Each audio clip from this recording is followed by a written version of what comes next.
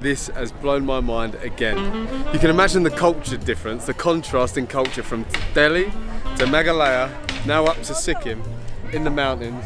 If you haven't watched our journey from Dalki, the border of Bangladesh, all the way up to Darjeeling, it's difficult to put into words. The vibe here is very laid back, very relaxed. It's completely different to Meghalaya feel, although that was laid back. This is more of, we've got stuff to do, we're gonna do it in our time. And when they do work hard, hardest working people, I've seen people carrying 4 or 5 suitcases on their head up hills like this. Some of these shops were founded in the 1890s. And then you have some old buildings that could almost be English buildings. You'd find them in central London. You've got like the old Big Ben replica.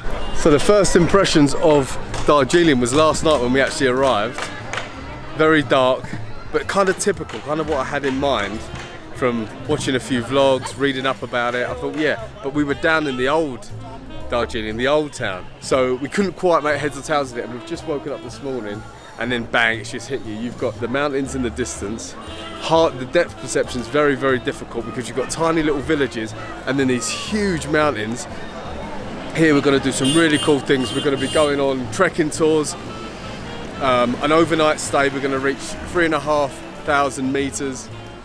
That'll be in our next video, so make sure you subscribe and watch these videos because I'm going to try and do about 6 or 7 videos here. There's so much to see, so much to learn, so much to take in. For some reason I had it in my head, you know, India does this to me every single time. I feel like, right, I've got a grasp of this, I've read enough about it, I've seen enough videos to know what to expect, and then you turn up and it's completely different and it blows your socks off. The same with this place. Darjeeling's bigger than I thought.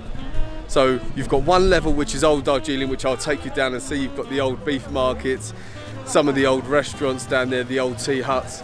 I'll show you them. And then you've got a modern side, which is, I mean, it's got the Ramada Hotel, a Shangri-La, KFC. It's completely different. And they're on 2 separate levels, so I'll go and show you both. We're just gonna meet Gautam now.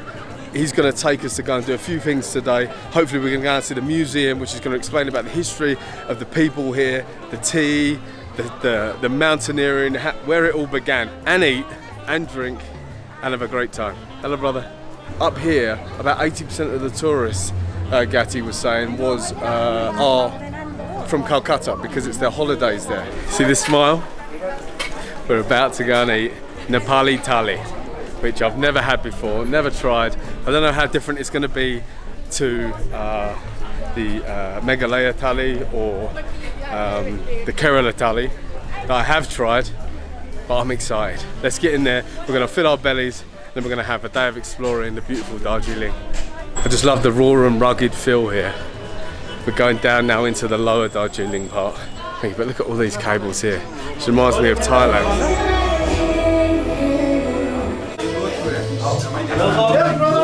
So this here is the traditional style cooking. This is how they used to cook back in the day. Unbelievable. The best pora.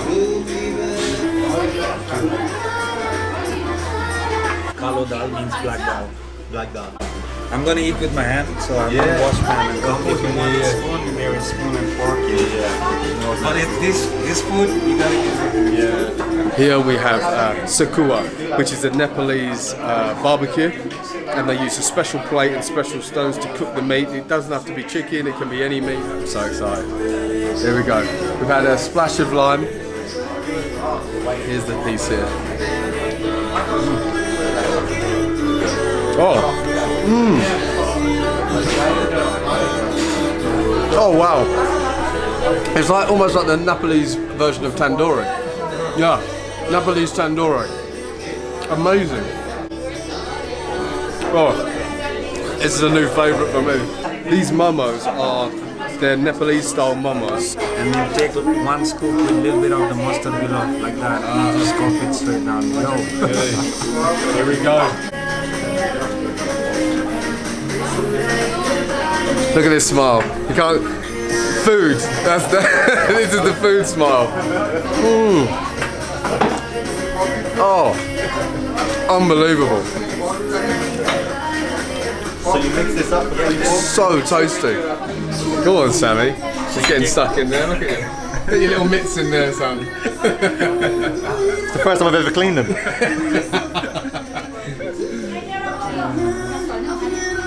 Nice, man. Try this.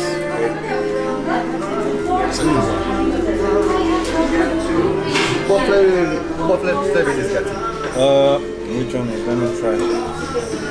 Real strong, it's real tasty, bro. Oh, this is mustard with sesame seed. Taste the mustard, yeah. And sesame seed. Bloody tasty though.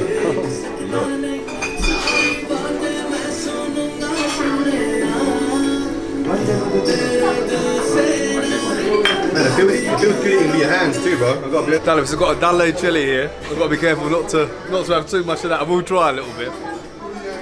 We've got Szechuan pepper here. Is it Szechuan pepper or Szechuan chili? Chili pepper, yeah. It's called timbur. Timbur. And it's used in a lot of the dishes here in the Nepali cuisine. Local style chicken curry. Let's get involved with this one. Local style chicken curry here.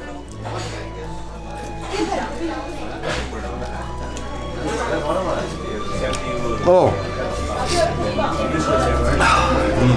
I just love food. Absolutely amazing. This thali is fantastic. I'm going to put the camera down now and get stuck in.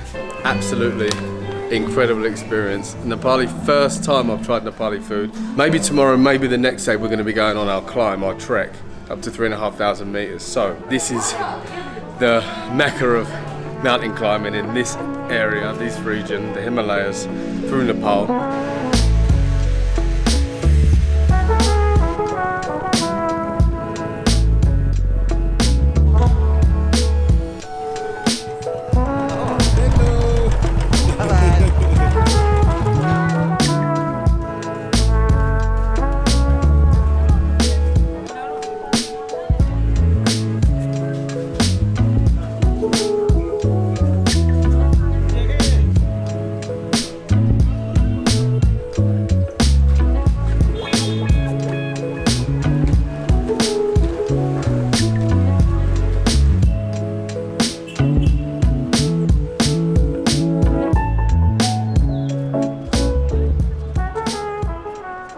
We're now walking up Birch Hill. I didn't know that they imported lots of Japanese trees. So all of the I guess the native trees here are birch. But these long, I mean they look like Japanese trees here. Were actually imported and planted by the British. Fascinating place this. I feel like I sat in all of these videos, but this place is something else.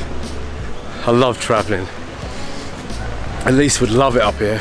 Maybe we'll trek through to Nepal from Darjeeling with our friends Catherine and Gatti, but I'll put their details down in the description down below as well. If you're coming to Darjeeling, these guys know everyone. They've been here for 20 years and they'll really look after you.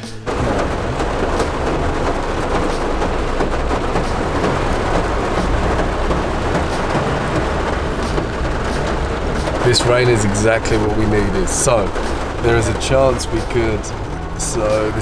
could go tomorrow, maybe the next day. But Gatti said that we need rain, and look, it's pouring. We want it to keep raining, keep raining, keep raining. The more rain, the clearer it will be when we're up there. So the more we'll get to see, basically.